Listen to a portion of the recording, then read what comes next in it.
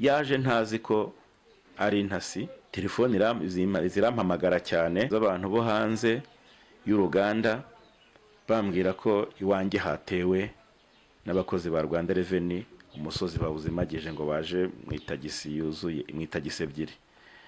Baraje bafata abakozi babakuraho amatelefone, barabakingirana, babakuyeho amatelefone, baraza batwara inyandiko amarojisitire 26. Kuva icyo gihe nahagarikwa, muri icyo gihe nabibonye ko nari narakorewe akagambane. Icyo gihe nandika iyo baruwa itakamba, nta muntu nigeze menyesha. Iyo baruwa itakamba nahise nyandikira na FPR, nayo sinagira undi muntu menyesha. Hashize iminsi mikeya Minisitiri w'Ubucuruzi n'Inganda arampamagara, yahise akomeza ambwira ngo apu, ngo reka nze mubwira kwandikira ibaruwa iguhagarika n'urwo ruvaho. Yahise akupa. Mu minsi mike itageze ku cyumweru mbambonye urwandiko rumpagarika. Nageze ku rwego ntabona n'itike, ngeze Kigali. Hagati aho ngaho umugore yari yaratatswe na toroma n'amarandevu, yarwaye hafi imyaka 2. Umwana nawe biramwatatse, nawe namuvurije Karayesi, bari mu rugo. Nageze ku bantu bageze kuri 15. Uwo nsabye ko yaza nkamuha shares akabyemera, tukumvikana n'amafaranga. Ariko twagera kuri banke, abakozi ba banke kubera inyungu bafitemo zizwi, banambwira ku mugaragaro, bakabaca intege, ya mafaranga ntibayatange. Kandi nikomeye mpamagara buri munsi. Hari n'igihe nenze kurenga umuhanda kubera amagambo yarambwiye. Nkigera mu biro bye nta kindi kintu yambwiye, yarambwiye ngo nguhaye iminota 20 yo kuvugira kuri telefone, uburangije kwishyura abahinzi. Nutabishyura ndava hano mu biro ujyemo, ndaguha imfunguzo z'akarere wari ukayobora. Iminota 20 ishize mbona iruhande rwanjye haraje hicaye umuntu wambaye, araza yicara iruhande rwanjye wambaye civile. Turaganira, hashize iminota 5 ahita akura amapingu mu mufuka ahita nyambika. Icyo gihe wumvikana na komiseri nta nyandiko yigeze guha kubyo mwari mumaze kumvikana? Wenda nta nyandiko yigezama. Yankinnye diplomasi, kuko n'ubu kuba naratesekaye bene aka kageni niwe. Waramwizeye muri make? Yaramwizeye.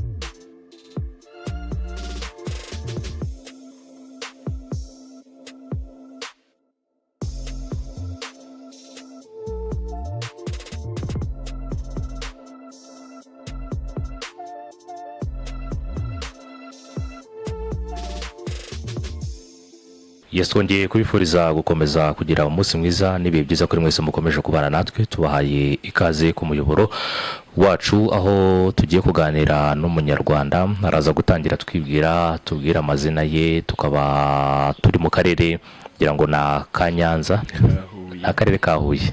N'akarere ka Huye bihana imbibi.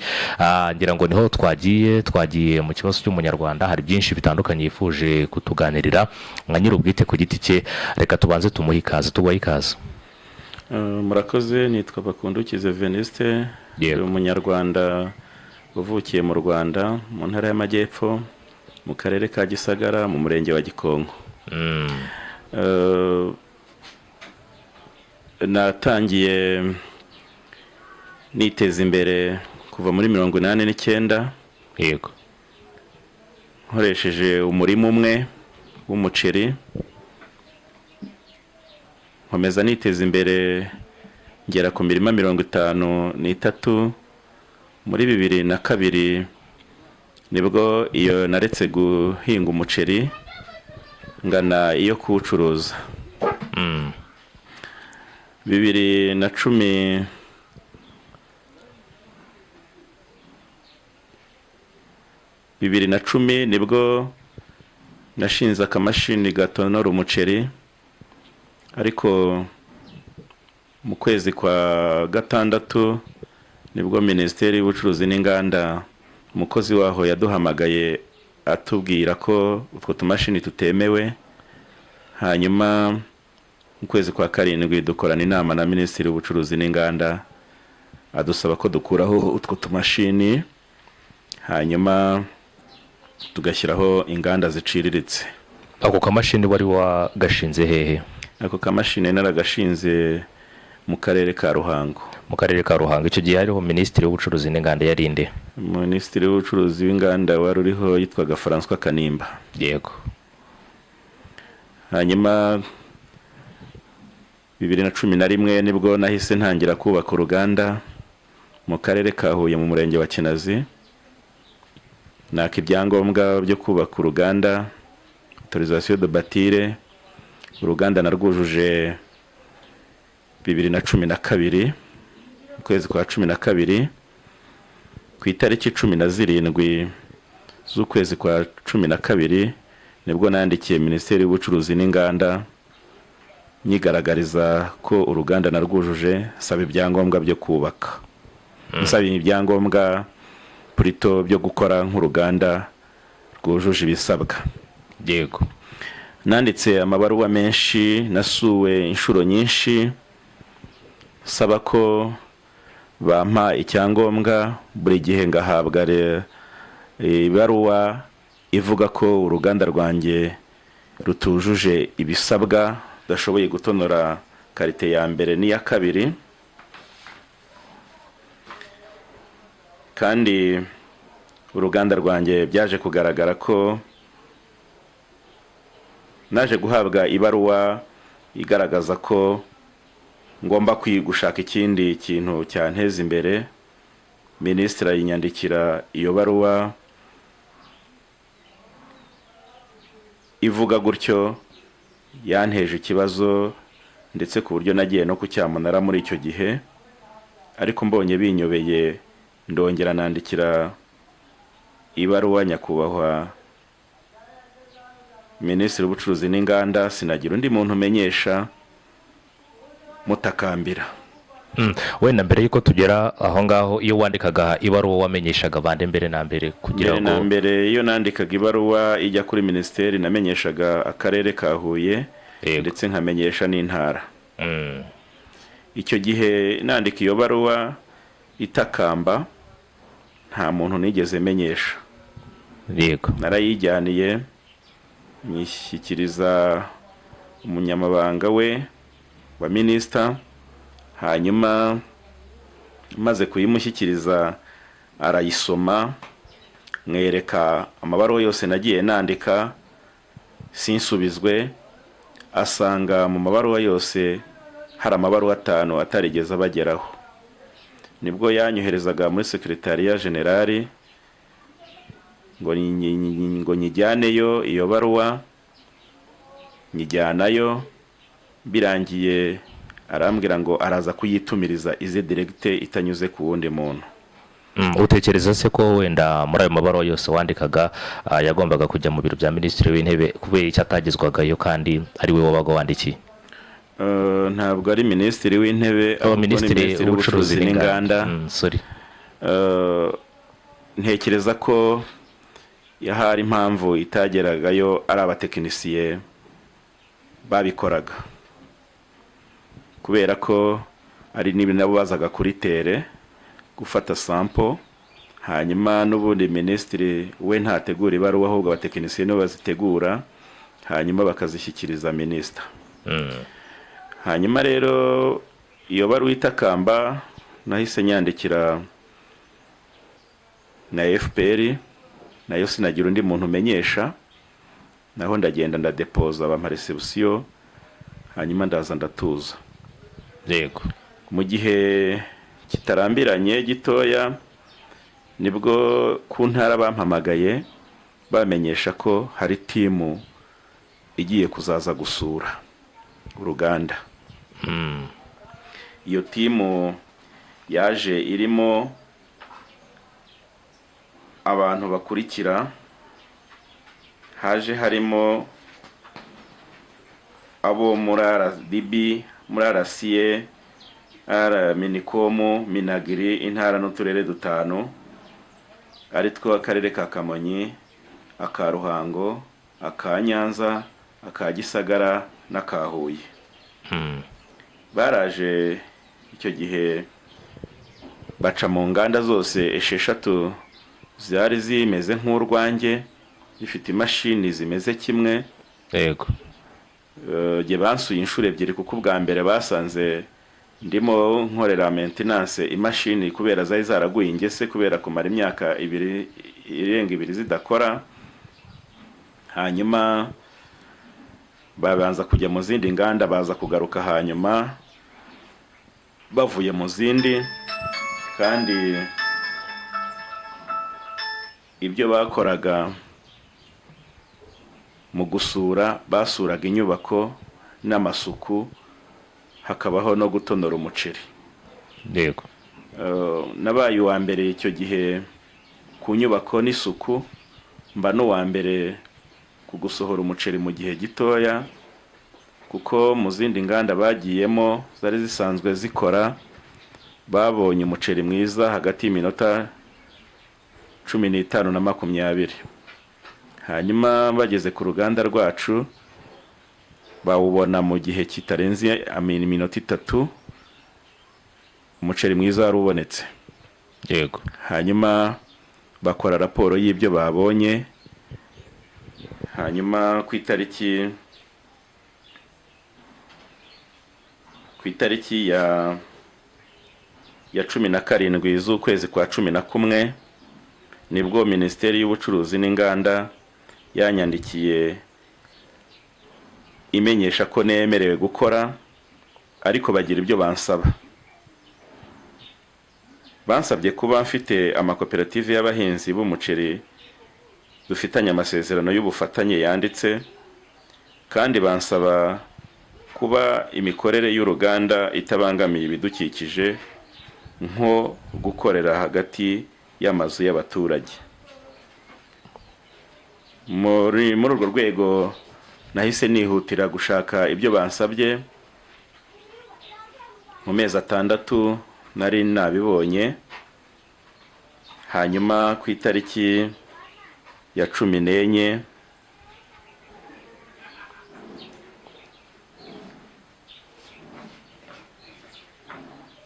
z'ukwezi kwa 7 2015 bampa icyangombwa cyo gutonora umuceri cya burundu. Hanyuma aho nakuye amakoperative nayakuye mu karere ka Ngoma, kuko amakoperative 4 yose yari yarampaye nari nandikiye Minisiteri kuri za tariki 17. Nari nagaragaje ko nkorana na Korirwa, koperative yitwa Korirwa. Mbandikira mbabwira ko nkorana na koperative yitwa Kowawu. mbandikira ko nkorana na koperative yitwa Coabati, ndongera mbandikira mbamenyesha ko nkorana na koperative yitwa Garukurora Kaboti ndetse na Korisi. Izi koperative uko ari 5, uru rwandiko rwagiye ruherekejwe n'ibyangombwa byabo. Yego.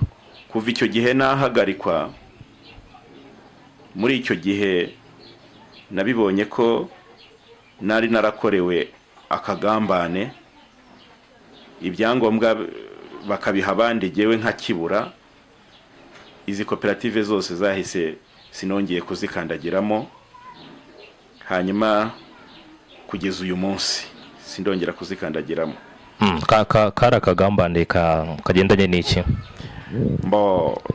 Muri rusange iyo urebye, yego, ubona byaraturukaga ku buyobozi bw'akarere, kuko nigeze sabwa no gusenya uruganda ngo ndwimurire Isovu, kandi ahangaha mpafitiye ibyangombwa narubatse mbisabye akarere, ndetse na Rema iza gusuzuma igira iby'insaba kugira ngo impe icyangombwa.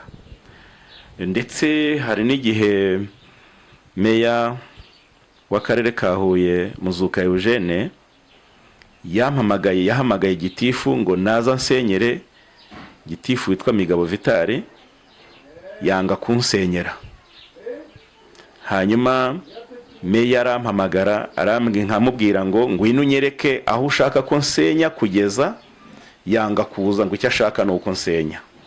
Icyo gihe nafashe hari mu masaha ya 7:00, mfata abakozi bafata amapiki basenya inkuta 2 ku byo nari narubatse. Hanyuma nyuma aza kuza gusura umurenge wa meya, yaje gusura umurenge wa Kinazi, biba ngombwa ko gitifu amuzana no ku ruganda, mwereka ko nashenye. Hari naho yari yampagaritse kubaka, yemera ko mpubaka. Hanyuma mu nkiri ku makoperative, nkimara guhabwa ibyangombwa, minisitiri yarambajije ngo nzakura hehe umuceri. Ndamuga nti nyakubahwa, mu rwandiko nabandikiye harimo amakoperative 5,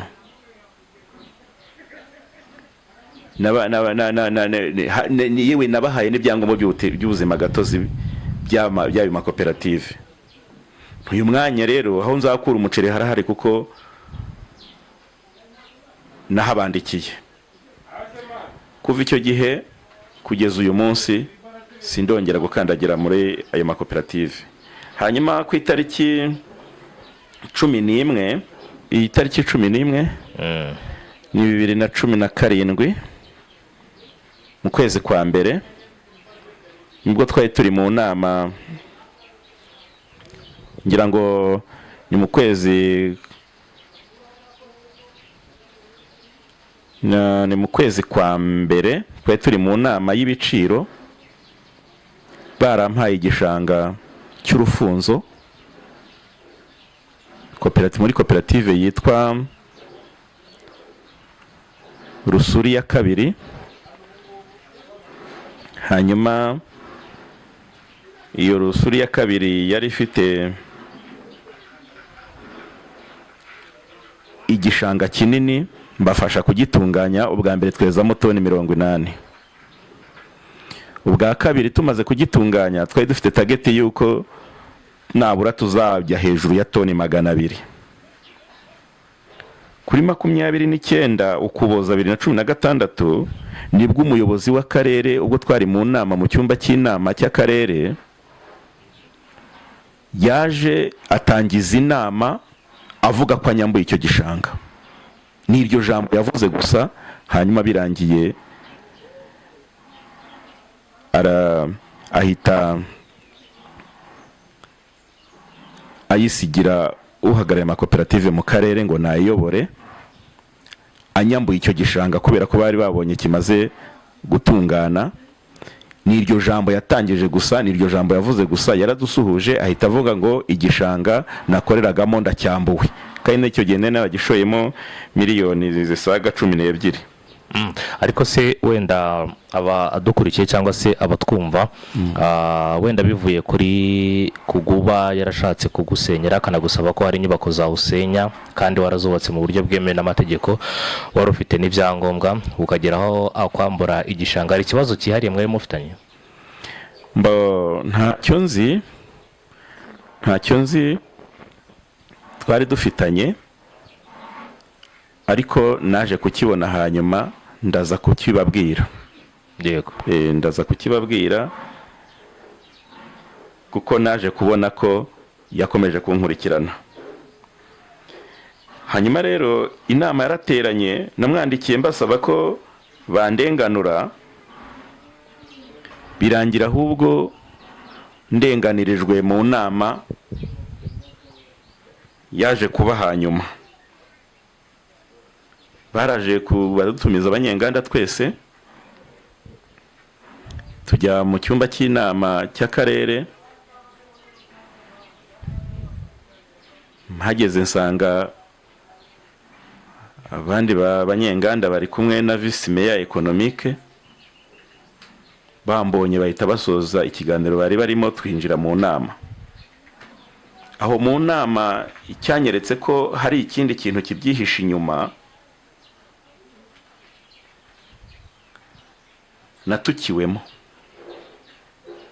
Tukwa nande? Natukiwe mu nama n'undi munyaruganda mugenzi wanjye, arambwira ngo ndimbura uburo.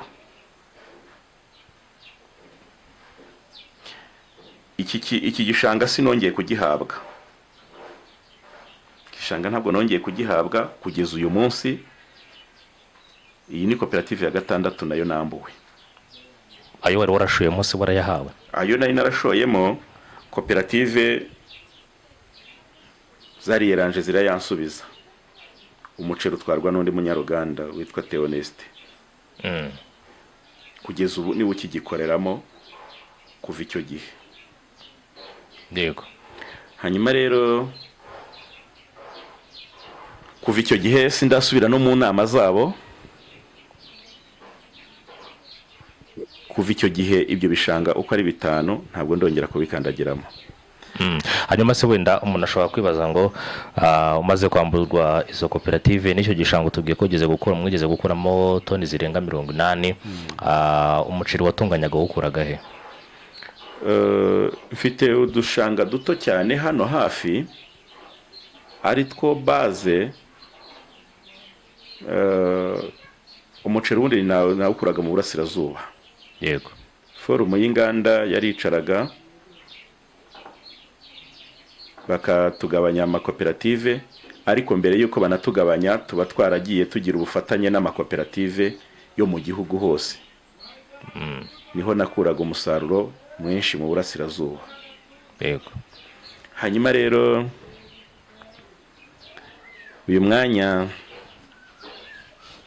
nkimara kubona ibyo bibaye, naratuje nyine ndabyihorera, nza gushaka umukozi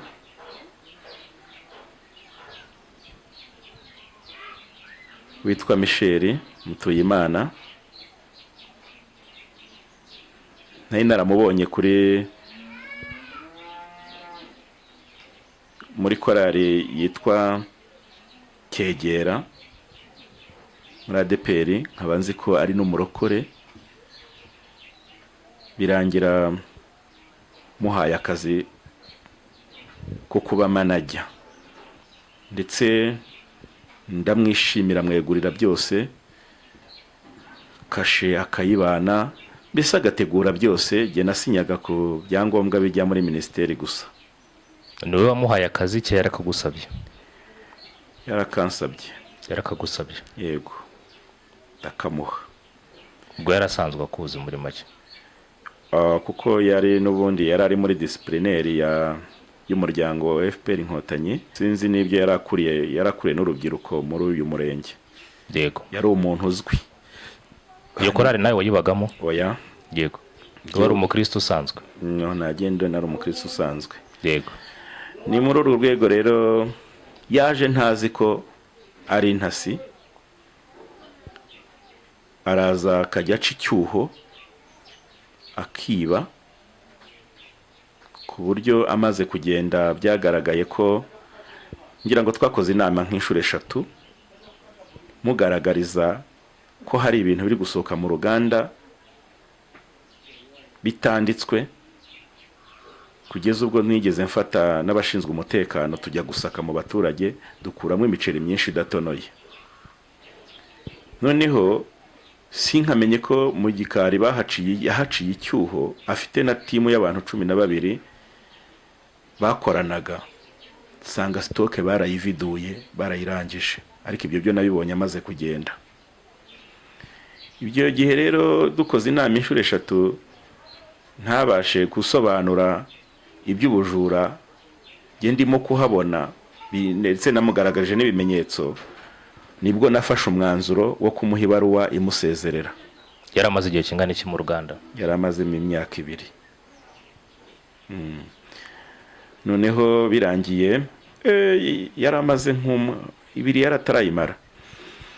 Birangiye rero mu gitondo cy'umunsi ukurikiyeho nibwo nabonye message yiwe ambwira ngo namwirukanye mufata nk'umujura, kandi nta atarabikoze, ngo menye ko inyandiko zose z'uruganda zibikorerwa mu ruganda zose azifite, yazijyanye azazishyikiriza Rwanda Revenue. Yes, birumvikana wenda kuba yari manager w'uruganda, numwe mu batangaga raporo ibikorerwa hano, ibyinjira n'ibisohoka, nta yindi audit mwakoraga ngo mumenye neza kuko raporo atanga ziba ari ukuri? Mbo nta audit twakoraga, kuko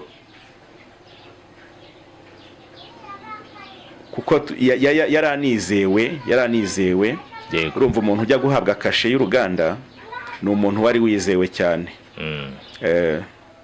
Birumvikana kuko no kuri banke hari uburyo yabigenzaga, akaba atakenera na sinye yanyu cyangwa se ikindi gikorwa runaka, akaba ashaka kubishyura nk'abacuruzi cyangwa se n'ayo makoperative. Oya, kuri banke ho ntabwo amakonti yari ayazi, yego, akanayasuzuma, ariko ntabwo yari afite uburenganzira bwo kwishyura amakoperative cyangwa se undi mucuruzi. Yego. Reka dukomeze. Waje kumwirukana kubwira ko afite inyandiko zose z'uruganda, yabikubwiraga mu buryo bwo kugutera ubwoba cyangwa yabikubwiraga wenda kugira ngo urebe koko niba ibyo murega byari ukuri cyangwa se bitari ukuri? Yabivugaga mu buryo bwo kuntera ubwoba, kuko yabwiraga n'abacuti banjye ngo nintamuha amafaranga azazijyana. Ndamubwira nti jewe simenyereye gutanga ruswa, uzazijyane. Yagusabaga amafaranga angana iki? Oya, ntabwo yigeze aperesiza amafaranga. Ariko yari yagusabaga? Yacaga kuri bagenzi banjye akayansaba. Ndavuga nti uzagende bazaze batwodite. Yego. Ubwo rero hashize nk'amezi 2 agiye, nibwo nagiye kubona, nta nubwo nari impari, hari Mukontabure, nari ndi mu nama ya forum y'inganda i Kigali. Telefone zirampamagara cyane z'abantu bo hanze y'uruganda, bambwira ko iwanjye hatewe n'abakozi ba Rwanda Revenue, umusozi bawuzimagije ngo baje mu itagisi yuzuye, mu itagisi 2. Baraje bafata abakozi babakuraho amatelefone, barabakingirana, babakuyeho amatelefone, baraza batwara inyandiko, amaregistre 26. Aya maregistre ntabwo nigeze nyasinyira, umugore wanjye ntiyayasinyiye, yasinyiwe n'umukozi basanze ahangaha. Yarashinzwe icyo mukozi? Yari Umukontabure. Yego. Yarashinzwe ibintu byinshi, kuko iyo yabaga hano hari akazi gake yatwanamutumaga akajya no ku isoko kwishyuza cyangwa no gukora n'ibindi. Hanyuma bamaze gutwara ibyo bitabo, twategereje ibizakurikiraho, tubona Rwanda Revenue twohereje inyandiko idusaba kwitegura audit. Baraza baratwodita, hanyuma birangiye inyandiko ya mbere batwoherereje isoza audite yagaragaje miliyoni magana inani na 77. yari umusoro wanyerejwe ubwo. Yego, niko byavugwaga. Yego. Bavuga ko nanyereje umusoro ungana na miliyoni 877. Mu gihe kingana gute? Mu gihe cy'imyaka 2. Yaba bahereye n'igihe ntakoraga, guhera 2012 kugeza 2017.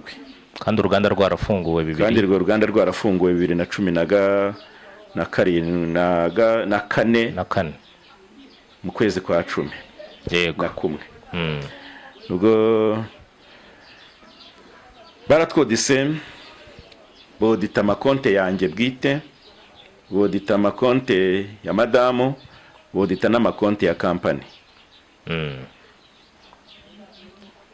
Ibi nibyo byavuyemo uwo musoro. Hanyuma tugana ku bujurire. Yego. Mu bujurire nibwo twabonyemo miliyoni 562, ariko tax advisor wanjye asuzumye asanga Rwanda Revenue ntiyubahirije procedure. Yego. Twandikira Rwanda Revenue tubagaragariza ko batubahirije procedure, komiseri ahita afata icyemezo cyo gusesa umusoro. Yandika ibaruwa isesa umusoro. Hanyuma nyuma y'iyo baruwa isesa umusoro nibwo twabonye indi baruwa itumenyesha ko tugiye kongera gukorerwa audit. Ariko se na mbere ko tugeraho ngaho, mwe mwigeze mutangira gukurikirana nyuma yo kugaragarizwa uwo mwenda ngo mumenye ayo mafaranga yaba yaravuye? Ayo mafaranga bagaragaje ko yavuye mu makonte, bayakuye ku makonte yacu, ku ma historique. Yego. Ikindi cyagaragaye nuko bafashe igitabo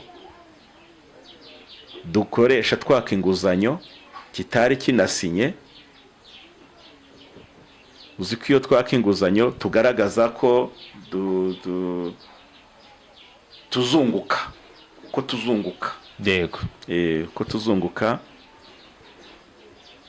Cyo nacyo baragikoresheje, kandi mu mategeko ntaho biri ko n'igitabo nk'icyo gitabo gikoreshwa. Hanyuma rero nyuma yaho, yego, nibwo bongeye kutwodita badusaba ibindi bitabo. ngo mwari mumaze kujurira.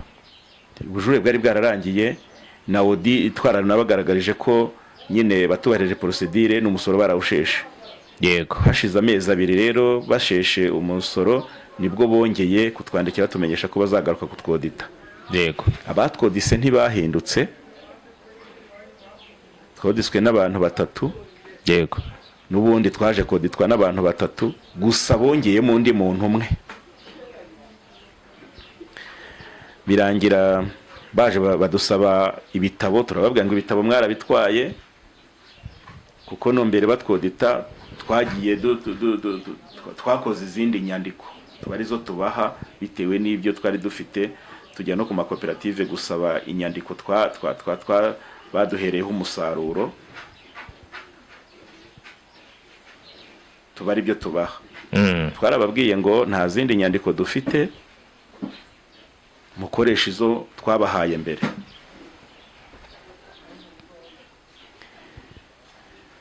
Baragiye bodita noneho umujinya. Yego. Mu gihe gitoya kitarenze amezi ngira ngo 2-3, bahita badusohora raporo ya miliyari 1 na miliyoni 991. Yego. Bivuye kuri miliyoni 560, bivuye kuri miliyoni 877 bya audit ya mbere n'ubujurire, bahise bakuba 3, so miliyari hafi 2. Yego. Tukibona iyo nyandiko twahise tubandikira n'ubundi tujurira. Iyo no audit ya 3 turajurira, ubujurire bugaragaza miliyari imwe na miliyoni 291. yego dukomeza kujurira, audite ya kane iba miliyari imwe na miliyoni 120. yego badusaba ko twishyura uwo musoro, birangira fashe icyemezo cyo kujya mu rukiko. ariko se wenda mbere yuko tugera aho ngaho, mbere yo kujya mu rukiko, ayo mafaranga yose muri izo dute zose zagiye ziba ku ruhande rwawe, ayo mafaranga warayemeraga? Ayo bagucaga yose uko bagendaga bahindura warayemeraga? Ntabwo nayemeraga. yego kuko nanabagaragarizaga ko umuceri udacibwa TVA. yego no mu nama twakoraga twabagaragarizaga ko umuceri udacibwa TVA, ari nacyo cyatumye njya mu rukiko. yego yego hanyuma se wenda ibyo byose hari aho byaba bihuriye n'uwo mukozi wagukoreraga? kuko wigeze kutubwira ko hari ubujura yajyaga akora bw'umuceri, ndetse muza no kubimenya nawe wafatiye umwanzuro wo kumwirukana. ibyo byose hari aho bihuriye, kuko akimara gutanga impapuro kugenda, yego yakomeje kwigamba no mu baturage, nanjye bikangeraho bibwira n'inshuti zanjye yego ko byanze bikunze mu musoro bazanca azabonaho inyungu y'uruganda, byanze bikunze azabonaho inyungu y'uruganda. Ndetse hari n'abakozi ba RRA bari bafatanije kugira ngo uyu musoro uzamuke bene aka kageni, nuko bagaragarizwaga ko bazabonamo inyungu, nabo bari bafatanyije n'uwo mwefoma gushakamo inyungu. urumva uyu mwanya miliyari imwe na miliyoni 900 deja yamaze kubona 10% by'iyo miliyari, yabaragamo miliyoni 191. ubwo bishatse kuvuga ko no mu bamwohereje nayo hari andi mafaranga babaraga? mu bamwohereje mbo simbizi, we yibwiriraga abantu ko byanze kunze ko azakuramo uruganda. kuyo bazanca azakuramo uruganda. yego hanyuma ntararenga aho ngaho, yewe naje no kumurega kuko yakomeje atera ubwoba n'abakozi akimara kugenda. Rambabira ko wenda nsubiyemo inyuma mo gatoya, yakomeje atera nubwo nari ndi muri audite, ariko yakomeje atera n'abakozi ubwoba, babwira ngo uruganda rurahiye, muzafungwa, agatera ubwoba abashoferi. Birangira rero, ariko nta mukozi wigeze, uwagiye umwe n'umukontabure, we yaritoye aragenda gusa. yego yaritoye aragenda, nta umwirukanye, nta bari uwimwirukana yabonye, we yaritoye gusa aragenda ava ku kazi n'umugabo we. Umugabo we nawe yari umushoferi wanjye, mutoza ubushoferi. bo baritoye baragenda. Niba ari ubwoba bagize ko nabo bazafungwa, ntago mbizi, bo baritoye baragenda. Hanyuma rero nibwo mbonye bikomeye nk'umuntu w'umunyamuryango wa FPR, nkorana na FPR, nkora iby'umuryango byose unsaba, nahise niyambaza akanama ka discipline muri FPR mu murenge. Turaterana tubijyamo, tumiza n'abatangabuhamya. Ibyo nabyo ndabifite hano mu nyandiko, ziri hano. Ibyo inyandiko bakoze, turimo saba ko discipline yamfasha akareka iterabwoba mu bakozi, kuko n'abakozi yari yarabahahamuye, barabaye ibikange. ibyo ababwira kuri telefone, nkaza bakabimbwira, nkabwa mwebwe nimutuze, nta muntu uzabafunga, nimutuze. Mbonye bigeze aho bikomeye n'abashoferi yabashayemo, uwo mukobwa amaze no kugenda, nibwo niyambaje akanama ka discipline mu muryango, akanama ka discipline mu murenge. yego raporo ivuyemo bayohereza kuri discipline ku karere, no ku karere twagiye yarabasuzuguraga kubera icyo yari yishingikirije. Nari naramenye ko ari mwene wabo na Muzuka wari meya w'akarere ka Huye. nyene ari wabo naho nigeze ntekereza ko ashobora kuba ari we wari wamutumye, kuko urebye uburyo yasuzuguraga disiplineri ya FPR mu murenge no ku karere yarabasuzuguye rwose bigaragara.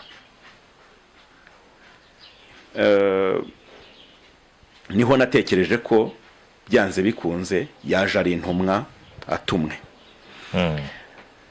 Bo byarakomeje rero, naringeze kankomereze hahandi urageze mu rukiko. njya mu rukiko. Yego. Nagiye kuregera urukiko kubera ko nzi ko ruzandenganura, hari n'izindi manza zari zaramaze gucibwa kandi TVA yaravuyeho. Uyu mwanya amafaranga menshi muri aya mafaranga yose yabarwaga yari TVA. Noneho ibindi bikaba inyungu z'ubukererwe n'ibihano. Ndegeye urukiko, igihe cyo kuburana kigeze, Rwanda Revenue yohereza abavoka 3. Birangije tugezweho ngo tuburane, abavoka bihana umucamanza, baramubwira ngo hari imanza zabo 20 amaze guca, uko narwo ari buce barakuzi. Baramwanga muri make. Baramwanga. Yego. Nguko ari uruce barakuzi. Birasubikwa. Igihe bataratanga indi tariki, nibwo nanyuze kuri musenyeri wanjye ansabira audience komiseri, kubera ko bari baziranye, tunajyanayo.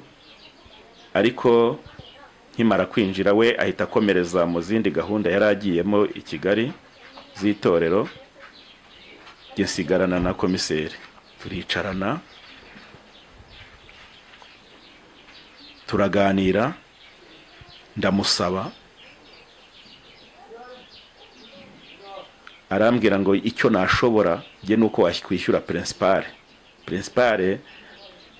ya miliyoni 100, ya miliyari 1 na miliyoni 200, ni miliyoni 600. Ndavuga ni nyakubahwa, mu mutungo wanjye nta miliyoni 600 uzabonekamo.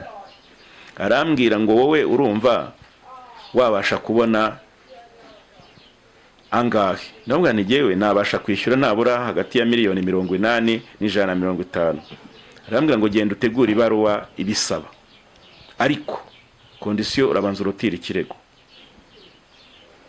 Numvise ko umubyeyi ambwiye ko bagiye kunyorohereza, urumva ageze kuri 600, nsabye 80 kugeza ku 150. Nahakuye icyizere, mpitambwira metere wanjye arotera ikirego, agikura mu rukiko. Niyo kondisiyo yaragusabye komiseri? Yego. Komiseri wari icyo gihe ninde? Nubu niwe ukiriho, ni Rugana Intwari Pascal. Yego. Birangiye nkimara kurotira ikirego, twagiye ku meza iminsi 3 tujyanye na tax advisor wanjye n'umukontabure. Imibare ikerekana miliyoni 280, miliyoni 284. Yego. Tuhava twumva miliyoni 284 tuzahita twandika bakadukuriraho inyungu z'ubukererwe n'ibihano, hagasigara miliyoni nkeya. Icyo gihe wumvikana na komiseri nta nyandiko yigeze guha kubyo mwari mumaze kumvikana? Wenda nta nyandiko yigezama. Yankinnye diplomasi, kuko n'ubu kuba naratesekaye bene aka kageni niwe. Waramwizeye muri make? Yaramwizeye nk'umuyobozi wari uwemere kugufasha. Kandi ukumva ko uko agomba kugufasha bigomba guhita bikorwa. Kuri aya mabaruwa uko twagiye tuyandikirana, yego, imibare igaragaza ko uyukuyemo TVA umusoro ku nyungu ni miliyoni 78 zonyine. Muri aya mafaranga yose umusoro ku nyungu ni miliyoni 78. Nejo bundi twaramwandikiye tumusaba ko yadukuriraho inyungu z'ubukererwe na TVA, kuko n'ubundi inama y'abaminisitiri yabikuyeho. Twanegisaho umwanzuro w'iyo nama, twanegishijeho n'icyemezo cya komiseri, TVA yivaho.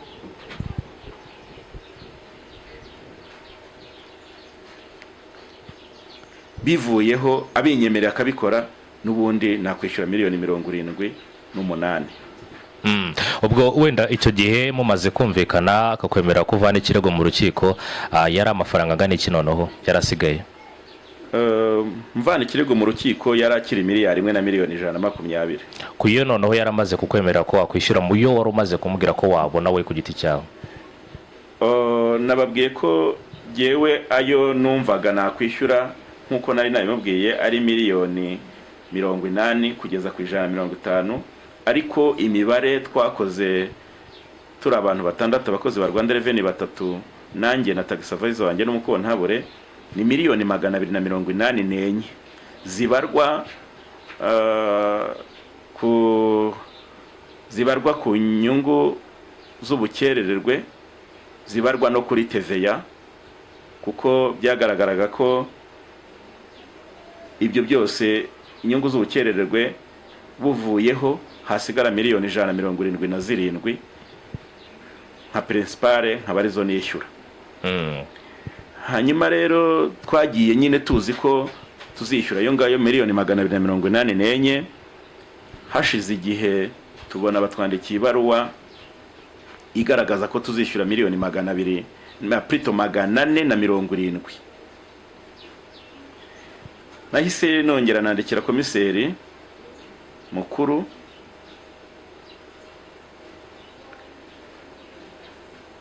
mbasaba ko batwemerera tugahura bakatugaragariza aho bakuye iyo mibare ya miliyoni 470, kuko mu byo twumvikaniye ku meza ibyo tutabivuganye, ibyo twumvikaniye ku meza atari byo bakoze. Yego. Hanyuma turamwandikira, ibaruwa ya mbere ntiyadusubiza, twandika indi ya kabiri twari ryo twashyizemo n'ijambo ahari ryabateye umujinya, niko nabitekereje, tuvuga ngo nubwo nemera kwishyura, mwibuke ko nubwo nemera kwishyura TVA, mwibuke ko TVA mwayitsindiye mu rukiko rw'ikirenga, kiraho na PV nubu no kuri izi nyandiko ziri hano, iyo PV iriho. Sodari ikora umuceri, itonora umuceri nkange, baburaniye mu rukiko rw'ikirenga, urumva bahereye mu nzego z'ubucuruzi bagera mu rw'ikirenga, batsindirwa TVA. Urukiko rwemeza ko umuceri udatanga TVA kuko nta transformation iba yabayeho. Umuceri ni nkuko utonora umuneke ugatamira umuneke igishuko ukajijugunya. Ubwo ni Rwanda Revenue yari itsinzwe? Yari yatsinzwe. Yego. N'ubu yaratsinzwe. Kandi icyemezo cy'urukiko rw'ikirenga kiba ari itegeko. Bahise bansubiza ibaruwa ariyo iyi ngiyi, iyi ivuga ngo nabwa bwumvikane barabwanze, nzishyura miliyari 1 na miliyoni 200. Murabisanga muri iyi nyandiko. Kandi nayisomye wayinyeretse? Yego. Nahise numva sa nutaye umutwe, narinze ko ibintu bigiye gutungana, kandi iki gihe hari muri 2021 banyandikiraga gutyo. Nahise numva ntaye umutwe, kandi n'ikirego yaramaze kugikora mu kirego narakirotiriye, sinzongera kugitanga n'umutwe, kandi nari namaze no guhomba rwose. Nari inkomotse mu cyamunara n'ubundi cyatewe n'iyi audit, kuko jewe nakoreshaga kugera kuri ibi ngibi iyi myaka yose yari ishize kuva mu 1989 nagendaga nkoreshamo n'amakredi, ko maze kurya amakredi agera kuri 16 kandi nyishyura neza. Ni muri urwego rero nabonye binyobeye, fati ya mbere yo kwandikira umuvunyi mukuru w'urwego rw'umuvunyi, mugaragariza imyenda afitiye amabanke, mugaragariza imyenda afitiye abahinzi, kuko byageze aho no kwishyura abahinzi birahagarara. ko mbere baradukopaga tugatonora tubishyura, bari batarashyiraho itegeko ry'uko umuntu agomba gukura umuceri kuri koperative yishyuye. Nambura amakoperative, nandikira umuvunyi, nshyiramo byose, nshyiramo umwenda wa Rwanda Revenue, nshyiramo umwenda wa banki, nshyiramo umwenda w'abahinzi. Icyo gihe nagiyeyo guhuzwa na Rwanda Revenue, njyana n'umuyobozi wanjye w'akarere ka Huye ahagarariye abahinzi. Ngezeyo kubera ko nanjye ntarakananira Imana, nageze aho nifuza no kwishyura ya yandi bansabaga. Ni nayo nagiye nsaba kuyishyura nabura, n'umuvunyi nawe anyemeza ko batakuraho TVA, batakuraho umusoro. Umuvunyi abandikira basaba ko tuhava dukoze inyandiko isaba ko ngomba kwishyura ayo 470,000. Ngeze kuri Rwanda Revenue, abakozi barambwira ati rero hari indi audit yakozwe utabizi, yakorewe kuri BM, urishyura 890,000. Nahavuye n'ubundi sa nusaze kuko n'itiki yari yanjyanye ariyo nari nagujije. Nageze ku rwego ntabona n'itiki ngeze i Kigali, kuko nari naramaze kugurisha byose.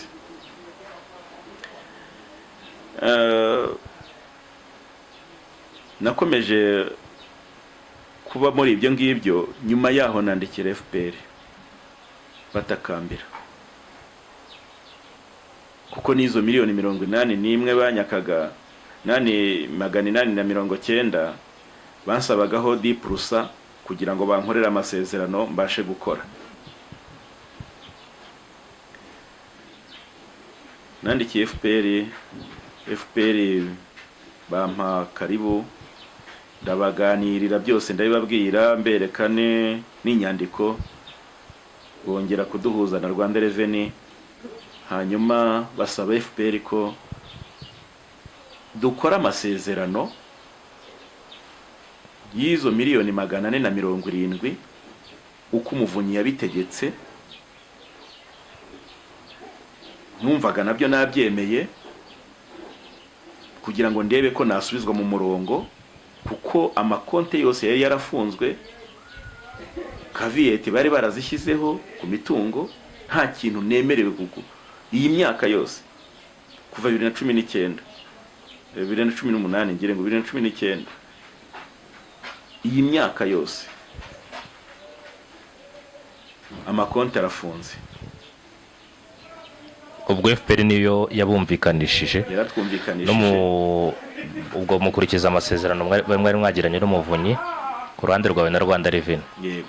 ubwo bari bamaze gukuraho ayo ngayo kuri BM, bari bamaze gukuraho ayo ngayo kuri BM, kuko uvuze ko hari audit yakozwe, bavuze ko hari audit yakozwe kuri BM, ari naho bagutegetse guhita wishyura 890,000 ngira ngo. Ibyo ntabyo nagiye mbaregera, kuko ayo mafaranga agiyewe nta nayo nari narasinyiye. Yego. Hanyuma naje gusanga yarasinyiwe n'umukontabure wanjye, kuko burya umukontabure aba ari umugore wawe wa kabiri. Yego. Hanyuma ayo ntabwo nigeze nyavuga kuri FPR. Hanyuma birangiye n'ubundi turagenda, ndababwira nti mukorere ibyo FPR yabasabye ko mukora, nibyo nemera kwishyura. Baranga ngo nayo audit nayo yakozwe muri Covid, iyo audit yakozwe muri Covid, nabyo turabishyiramo. Ndanga usubirayo, subiyeyo mbona byabaye intuza. Ndavuga nti rero aho kugira ngo nkomeze mfura urupfu, reka nemere babikore. Barabikora, bakora imibare bageza kuri 930,000. Rwanda Revenue nemera kubisinya kugira ngo ndebe ko abana banjye batakomeza gupfa. Hagati aho ngaho umugore yari yaratatswe na toroma, nabiberetse kuko namuvuje ku Isange ku ivuriro rya polisi riri i Butare. Aya ni amarandevu, yarwaye hafi imyaka 2. nyuma yaho akimara koroherwa, umwana nawe biba biramwatatse kubera ko yarangije segonderi. Mfite abana babiri barangije segonderi kandi bize neza, umwe nawe baratatswe. Birangira nawe namuvurije karayesi, bari mu rugo. Uburwayi bwo mu mutwe, trauma. Yego. Bose yari toroma. Ni muri urwo rwego rero ni inkuru ndende, byarangiye nemeye gusinya ayo masezerano, ndayasinya. Hanyuma bansaba ko nakwishyura, najya nishyura 2.5 miliyoni ku kwezi. Ndabisinya, dukorana amasezerano y'umwaka, bambwira ko umwaka ni warangira nzajya nongera nandika nsaba ko tuyavugurura. N'izo 2.5 miliyoni narazibuze kubera ko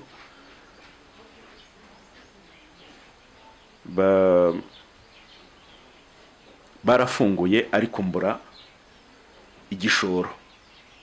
Nageze ku bantu bageze kuri 15. Uwo nsabye ko yaza nkamuha shares akabyemera, tukumvikana n'amafaranga, ariko twagera kuri banke, abakozi ba banke kubera inyungu bafitemo zizwi, banambwira ku mugaragaro,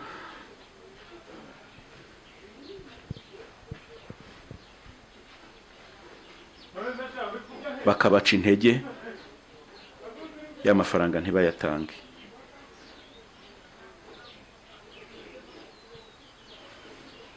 Abantu bageze kuri 15, uwejo bundi n'uwa 15.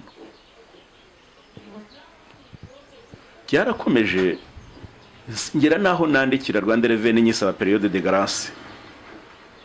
Hashize ukwezi kumwe ndabandikira mbasaba periode de grâce y'amezi 6 kugira ngo mbe shakisha umuntu wamfasha kuzahuka.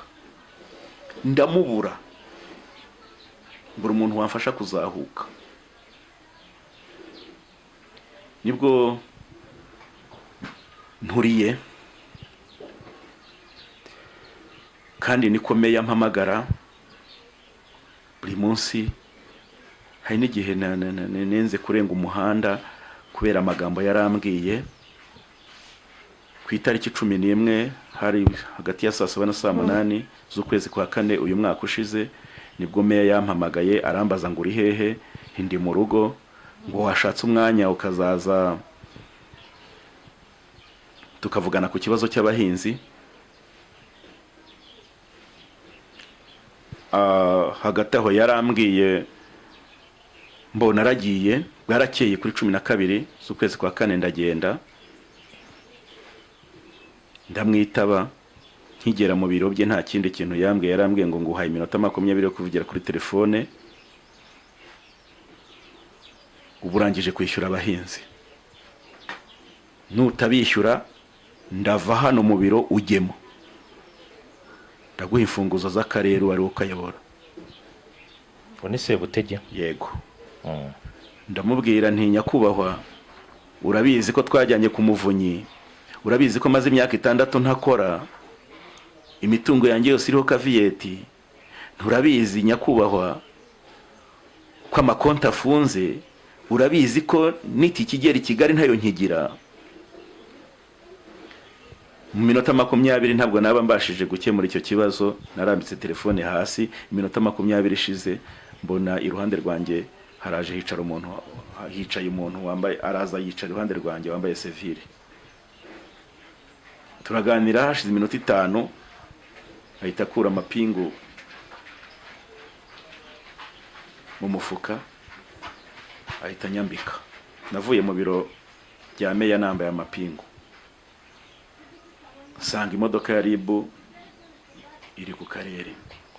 Abo bahinzi wari barimo amafaranga angana iki? 41 abahinzi bo mu karere ka Huye barimo 41.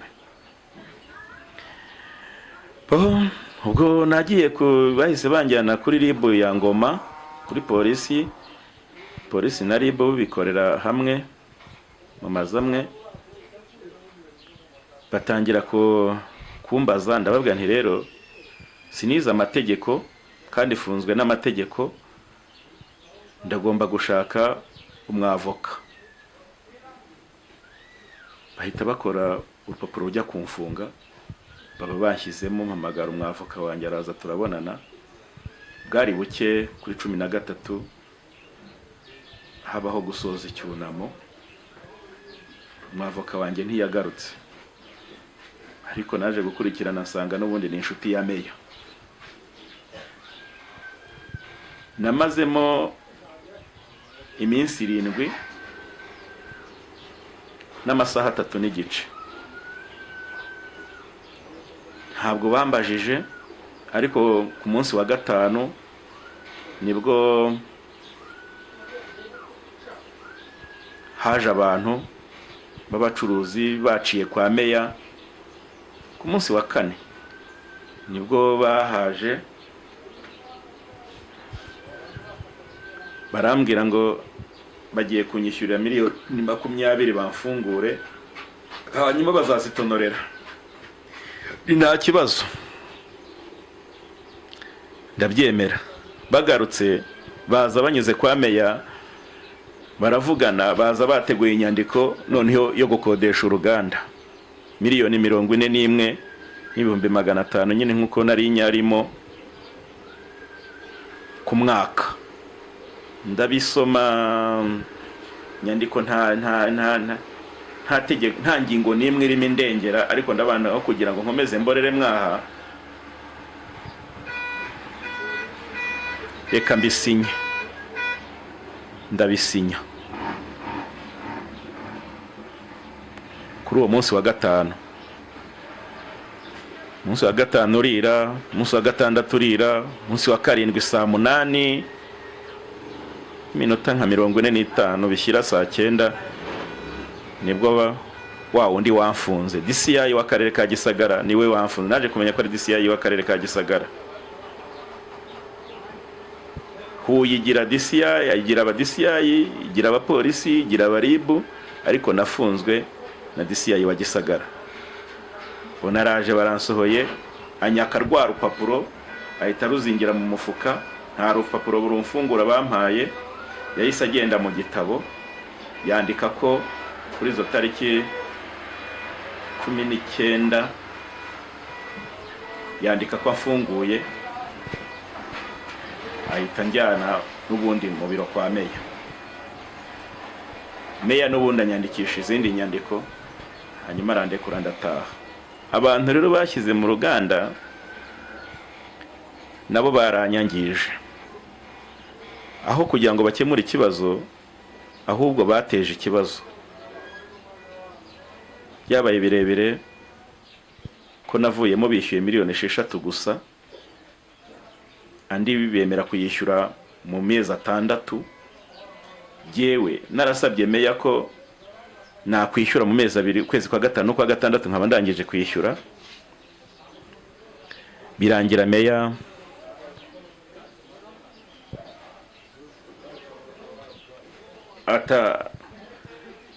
atanyumvise, abandi abaha amezi 6 abo bashoramari. Nyandiko ndazifite hano, amasezerano avuga ko ku itariki 17 z'ukwezi kwa 7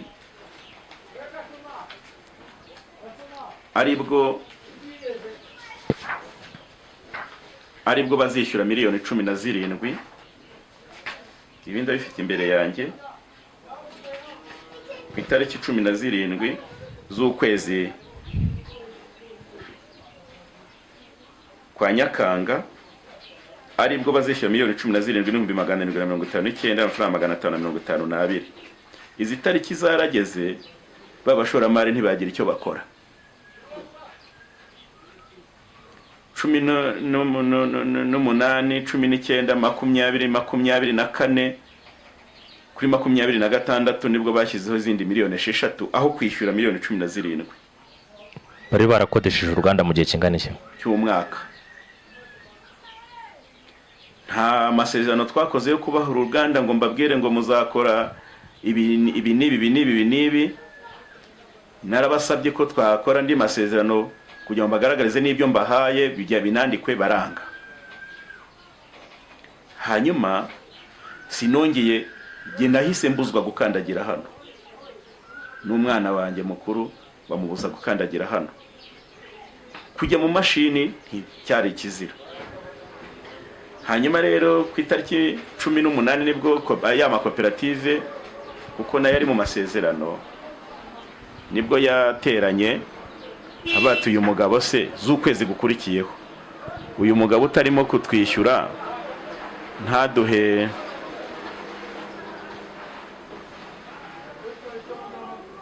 ibyo yasinyiye, dusesa amasezerano.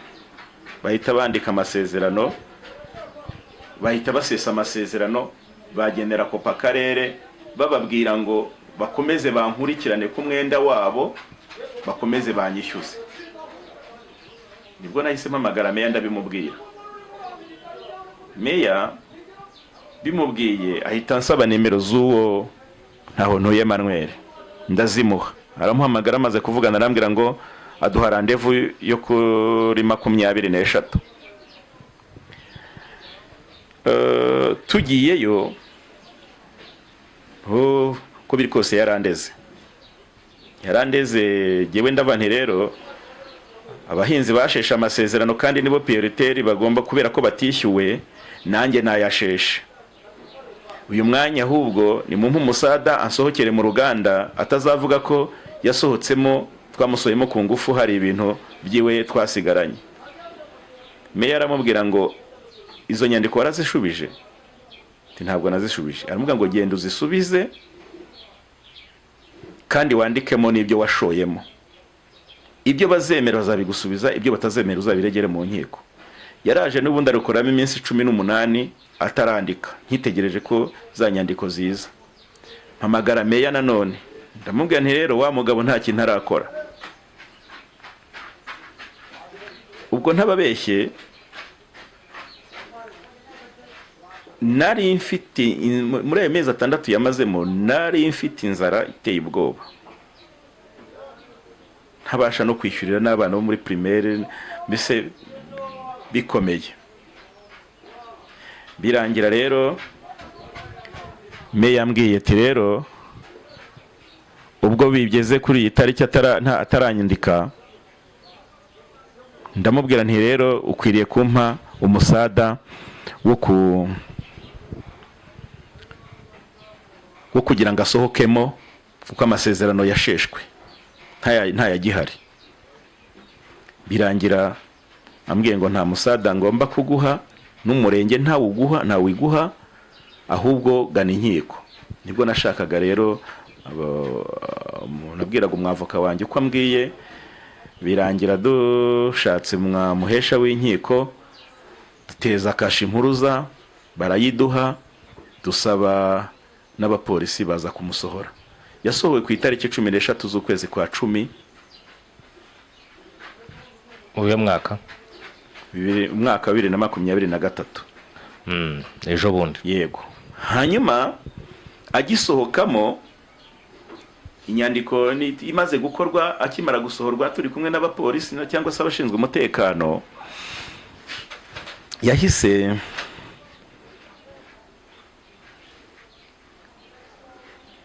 twasanze rege yahise iza gukupa umuriro. Sinzi uburyo yari yatekinitse, yakoreshaga umuriro atawishyura. Ku munsi wa 4 bagifungura, rege yahise ifunga uruganda ibyumweru 3. Ngi Kigali bambariye nsanga harimo umwenda wa miliyoni 24. Tujya mu mibare, narwo rwandiko ndarufite hano. Tujya mu mibare dusanga hasigara miliyoni 14 n'ibihumbi 547. n'amafaranga 386 z'umuriro y'umuriro.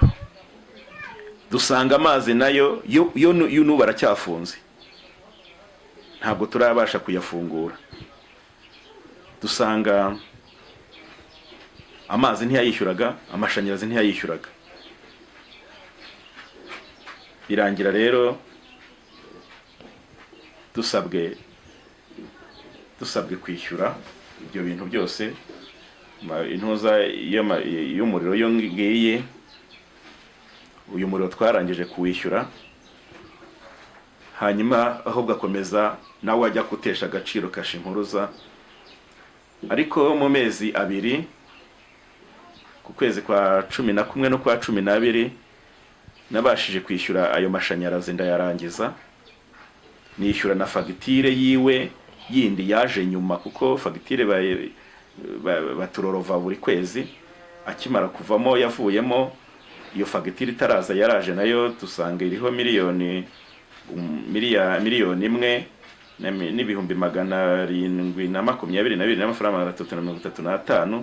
Izo zose twarangije kuzishyura, kandi na za miliyoni z'abahinzi zari zisigayemo, hari hasigayemo miliyoni 29 shyira 30, nazo twarangije kuzishyura muri ayo mezi 2 gusa.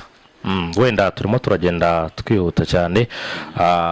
Kuva ibyo bibazo byose byaza byo muri Rwanda Revenue, kuva aho batangire kukwishyuriza kugeza maginga ya uruganda rwari rubayeho rute, rwakoraga gute? Rwageze aho ntirwakora, kuko nababwiye ko na Minicom ubwayo nayo yampagaritse kugura umuceri 2020 hashize imyaka 3 nayo mpagaritswe kugura umuceri. Uyu mwanya n'uyu mubona n'abaturage bawuzana gutonoza batari mu makoperative, twaduhaga tukabatonorera tukabasha kubaho. Ubu kugeza ubu ntituremererwa gukora, kuko n'ejo bundi nandikiye Minisiteri y'Ubucuruzi n'Inganda nyigaragariza ko nyisaba ko bansubiza ku rutonde rwo kugura umuceri mu makoperative, bagaragariza ko nabashije kwishyura za koperative. Zimwe mu makoperative nari mfitiye imyenda, bagaragarizamo koperative 3, iya 4 ndayibagirwa kuko nari narayishyuye mbere. N'ubundi bampamagara bambwira ko Minisitiri yafashe icyemezo ko igihe ntararangiza kwishyura amakoperative n'ubundi ntazakomorerwa. Iyo koperative wari isigaye amafaranga ngahe yisigaye? Ni koperative yo mu Burasirazuba yitwa Kokirivamo, nyisigaraniye miliyoni 20,300. Nayo ndimo ndayashaka kugira ngo ndebe ko ukwezi kwa 2 nabanyi maze kuyishyura. Yego. Hanyuma ngakomorerwa. Hanyuma Rwanda Revenue yo kugeza ubu ngubu ibibazo byawe nayo ubihagaze bite? Rwanda Revenue nayo uyu munsi biracyari uko nguko, ntabwo nabashije kuyishyura n'igiceri. Ejo bundi nibwo muri uku kwezi kwa 12 nayanditse mbasaba ko badukuriraho inyungu z'ubukererwe na TVA.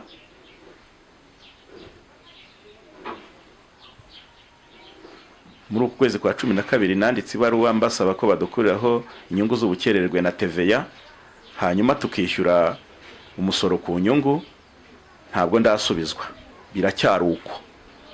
Amakonti aracyafunze, kaviyeti ziracyari ku mitungo.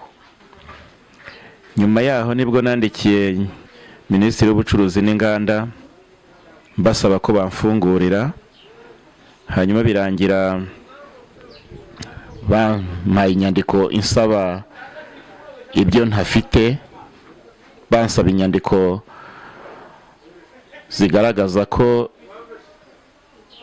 mfite ibyangombwa byo kubaka uruganda, ndazibaha. Hanyuma nza kujya gukurikirana dosiye, nsanga DG arambwira ngo nubatse uruganda narahawe ibyangombwa byo kubaka Maya House, hanyuma mpinduriramo uruganda. Ndamubwira nti nyakubahwa, jye natse ibyangombwa byo kubaka uruganda, ntabwo nigeze naka ibyangombwa byo kubaka Maya House. Byahuriranye nuko icyangombwa ngifite muri envelope mpita nkikuramo ndakimuhereza, arasoma asanga natse ibyangombwa byo kubaka uruganda. Hashize iminsi mikeya, Minisitiri w'Ubucuruzi n'Inganda arampamagara kuri telefone, aransuhuza, aranyibwira, ambwira ko ari Minisitiri w'Ubucuruzi n'Inganda. Hanyuma arambwira ngo wa mugabo we ko wahawe ibyangombwa byo kubaka Maya House, hanyuma ugahinduramo uruganda. Namubwiye ko imyaka mfite itanyemerera gukora ibinyuranye n'ibyo nasabye, ko natse ibyangombwa byo kubaka uruganda, ntigeze naka ibyangombwa byo kubaka Maya House. Ndamubwira ntiwunze mu ry'umukozi wawe deje yambwiye ngo we yarebye no muri systeme ngo asanga natse ibyangombwa byo kubaka Maya House. Yahise akomeza ambwira ngo apu, ngo reka nze mubwira kwandikira ibaruwa iguhagarika n'urwo ruvaho. Yahise akupa. Mu minsi mike itageze ku cyumweru mba mbonye urwandiko rumpagarika. Niyo mpamvu uyu mwanya ntigeze nangera kumwandikira, kubera ikiganiro twe twagiranye numvise ko harimo akagambane cyangwa harimo ikindi kibazo atamenyesheje. Hanyuma nandikira umuvunyi ku itariki 14 z'ukwezi kwa gatandatu 2023. Kugeza uyu munsi nta gisubizo ndabona kivuye ku muvunyi, ndetse izo ngufuri zaracyariho zigiye kumaraho umwaka. Niyo mpamvu rero uyu munsi, muri iyi minsi, aribwo nandikiye Minisiteri y'Ubucuruzi, nandikiye Nyakubahwa Perezida wa Repubulika ku itariki 5 musaba kurenganurwa kuri aka karengane kose nagiye ndenganywa, kugira ngo abe ari we ndenganura. Kandi ndabizi neza ko atajya hwema, atajya sinzira, hari ikibazo kigoye Abanyarwanda. Murakoze, namwe ndabashimiye mwebwe mwateguye uyu mwanya wo kuza kunyumva no kuntega amatwi. Imana ibahe umugisha. Mudwese ngira ngo rero reka dushimire ubwo nabo twabanye, ibitekerezo byabo bazabiduha muri iki kiganiro, kandi natwe tuzakomeza gukurikirana iyi nkuru kugira ngo uyu mubyeyi cyangwa se uyu mugabo akorerwe ubuvugizi bigendanye n'iki kibazo afite. Gusa wenda ikibazo kimwe nakubaza, ukurikije ibyo byose byagiye biba iyo myaka yose itambutse kugeza uyu munsi, uri umuntu umaze igihe kinini mu bintu by'inganda, navuga ko umaze imyaka myinshi ubikora, hari byinshi bitandukanye wari umaze kugeraho, hari byinshi bitandukanye wari umaze gukora, ubona ari iki cyateye ibi bibazo byose byagiye bikubaho muri iyi myaka yose? Icyabiteye muri rusange ni ishyari ry'abantu runaka batifuza ko abandi batera imbere. Nicyo mbona, kuko iyo bigaragara, iyo urebye, ntabwo ari jye jyenyine wakorewe audit muri iki gihugu kumara imyaka 7. Ntabwo ari jye jyenyine utatanze umusoro, ahubwo ndahamya ko ari ishyari ryabiteye. Ntabwo ari jye jyenyine washinze uruganda rukaba rugeze iki gihe rwarahagaritswe kandi rwari rwuzuye. Ni ishyari. Ni ishyari. Yego. Yes, ngira ngo uruganda twarusuye baraza kurubona mu mashusho, hari byinshi bitandukanye baraza kugenda babona, kugeza uyu munsi rwarahagaze, tutazi igihe ruzahagarikirwa cyangwa se tutazi igihe ruzafungurira, bitewe wenda n'amategeko cyangwa se n'amabwiriza aturuka muri Minisiteri y'Ubucuruzi n'Inganda, kuko ngira ngo nibo barufunze kugeza uyu munsi. Uruganda rwafunzwe kizoka VAT ku mitungo n'amakonte. Hanyuma Minisiteri y'Ubucuruzi n'Inganda nayo yafunze aho twakuraga umuceri. Uyu munsi tumerewe nabi nuko tukahagaze. nuko duhagaze. Reka rero tugushimire umunsi mwiza n'ibihe byiza kandi ukomeze kwihangana, ubwo ikibazo tuzagikurikirana kandi riziri tuzazibona. Urakoze cyane. Murakoze cyane, Imana ibahe umugisha. Yego.